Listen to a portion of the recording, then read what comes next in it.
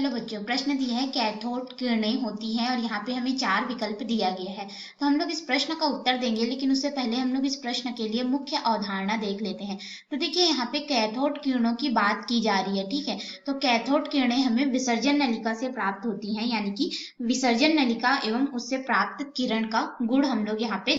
तो आइए अब हम लोग अपने मुख्य अवधारणा के अनुसार अपने मुख्य प्रश्न में आते हैं, जिसमें कैथोड किरणें होती हैं हमसे पूछा गया है। तो उसके लिए हम लोग सबसे पहले विसर्जन नलिका क्या है ये देख लेते हैं। तो देखिए, विसर्जन नलिका हमारे पास इस तरह से होता है, जिसमें एक सिरा कैथोड यानी कि ऋण आवेशित प्लेट होता है, एक सिरा एनोड जो कि धन आवेशित प्लेट होता है, ठीक है।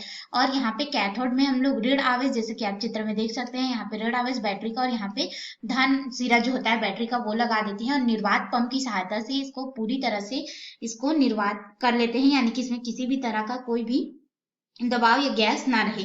यानी कि इसको हम लोग इतना निर्वात या फिर इसमें इतना दबाव रखते हैं कि इस नलिका का जो दाब है वह कम से कम हमारे पास दाब P बराबर 0.1 मिलीमीटर पारे के दाब के बराबर हमें मिलना चाहिए, ठीक है। मिलीमीटर पारे के दाब के बराबर हम लोग को प्राप्त होना चाहिए, पारे के स्तंभ के बराबर। अब यहाँ पे क्या होगा कि जैसे ही इतना हम लोग दाब बना लेंगे, यहाँ पे ये जो बैटरी का हमने सिरा दिया है वहां पे क्या करते हैं कि लगभग 20 किलो वोल्ट का विभवांतर जो है हम लोग यहाँ पे लगा देते हैं।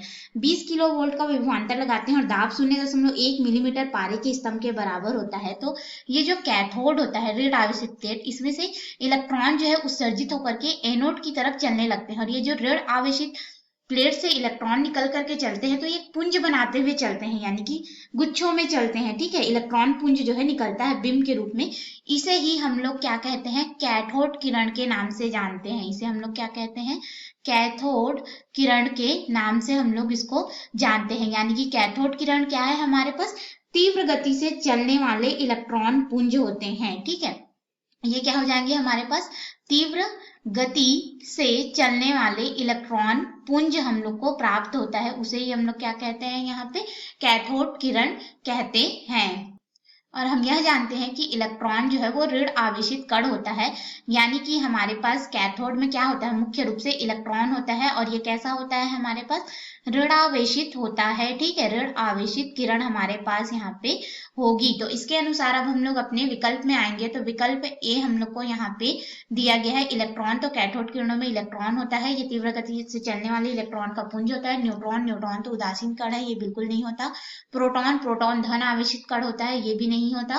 फोटोन जो है ऊर्जा का रूप होता है, इसमें किसी भी तरह का आवेश नहीं होता। तो डी विकल्प हमारा गलत है, यानी कि सही उत्तर हमारा होगा यहाँ पे ए विकल्प।